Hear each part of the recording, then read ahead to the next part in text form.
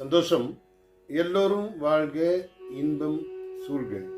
வாழ்க்கையில் ஒரு செயலை ஆழமாக சிந்திக்க வேண்டும். அது மேலோட்டமாக இல்லாமல் ஆழமாக சிந்தித்தால், ஆழமாக அந்த செயலை செய்தால் 100% வெற்றி பெறலாம் என்கிறது இந்த தத்துவம்.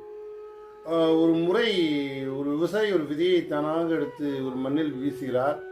அந்த விதை முடிப்பதற்கு உண்டான சாத்தியக்கூறு உண்டானால் சாத்தியக்கூறு உண்டு. அதனால் ஒரு 50% தான் சாத்தியக்கூறு என்கின்றது ஒரு தத்துவம். அது முளைக்கலாம், முளைக்காமல் போகலாம், யாராவது மிதிக்கலாம், மிதிப்படலாம் என்ற நிறைய கருத்து வேறுபாடுகள் இருக்கின்றன.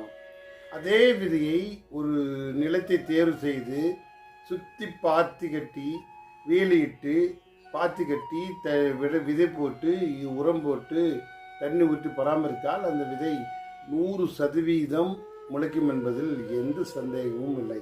இந்த பராமரிப்பு பக்குவம் என்பது நாம் செய்ய வேண்டும். ஏதோ ஒரு செயலை செய்து விட்டோம், அது நமக்கு பலனாக கிடைக்கும் என்றால் அது பலன் கிடைக்காது என்கிறது. அந்த செயலை நீங்கள் பக்குவப்படுத்தினால் அது எந்த விதமான சூழ்நிலை இருந்தாலும் சரி, அது உங்களை 100% வந்து சேரும். அது பணியாகட்டும், குடும்பமாகட்டும், சூழலாகட்டும், சுற்றி என்று நடக்கின்ற விஷயங்களை ஏன் நடிக்கிறது, எதற்காக நடிக்கிறது, எதுக்காக செய்ய வேண்டும், எப்படி செய்ய வேண்டும், ஏன் அது செய்ய வேண்டும் என்று சொல்லி அதை ஆராய்ந்து பக்குவப்படுத்தினால் 100% வெற்றி என்பது உறுதி. சந்தோஷம்.